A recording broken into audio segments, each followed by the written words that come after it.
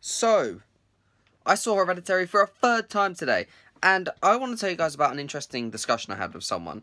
As I was leaving the cinema today, an old woman said, "Oh wow," like she was leaving the screen as well. She was like, "Oh wow," she said something about how weird it was, and I had a discussion with her about how it was my third time seeing it and how I loved it, and she asked me a question that was a spoiler, and I gave her my answer. And one thing I said, which I love, is I said I believe.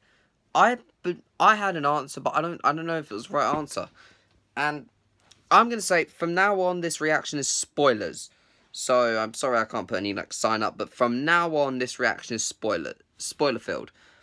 She asked me if the mother, played by Toni Collette, Annie, had dug up her mother's grave and put the body in the attic. I believe it was the cultists.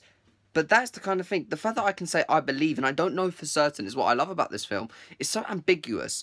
It does it better than It Comes at Night, because where I loved it in It Comes at Night, it did still feel like you had to put a lot of the story together. And as a filmmaker, writer myself, yeah, I like that. But for audiences, I can see why they wouldn't like that. And for me, this film on the third viewing, I loved it even more than on the second viewing. There were so many little details that I picked up on. Like, for example, one thing that I picked up on the second viewing was when Toni Collette is talking about how her brother committed suicide, hung himself in his mum's room, and in the note blamed his mum for trying to put people inside of him. They blamed it on schizophrenia. But that is actually, I believe that to be the mother trying to find a host. The fact that Charlie was her favourite, she wanted her to be a boy. And I loved it. I love the idea that the cult is a family, and that's where the name Hereditary comes from. I believe that until the death of Joan's grandson, Louis was Payman. I believe that he was Payman, with Charlie always set as a backup. Louis died. Charlie takes over. Charlie dies. What's his name takes over? Peter at the end. And one thing about this film, there are so many scenes. There are a few scenes here that I just found very insanely difficult to watch. When Charlie eats the cake, I find that difficult to watch. From then, pretty much until the mum stops crying, essentially, I find that difficult to watch. I love how we see the wake through, at the start of, we see the wake through Peter's eyes, and the wake is, and he's viewing it behind this glass, this stained glass, and it's all blurry, and I love that it signifies how the whole thing's a blur.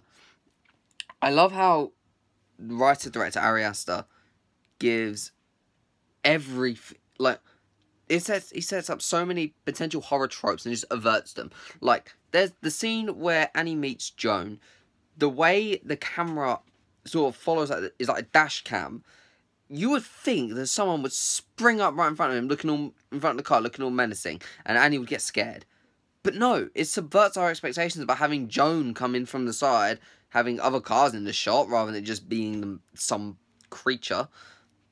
And it really works. When the film does, even when the film does succumb to horror tropes, it does it in a way that is amazing. Like, when Toni Collette is driving her car and she hears Charlie's click after Charlie has died, it sort of played like a jump scare.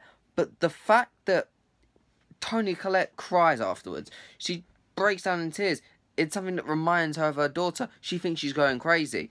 And that, I love that. I absolutely love that. There was a nightmare sequence that I thought was so difficult to watch, when Toni Collette wakes up and follows the bugs into Peter's room, and then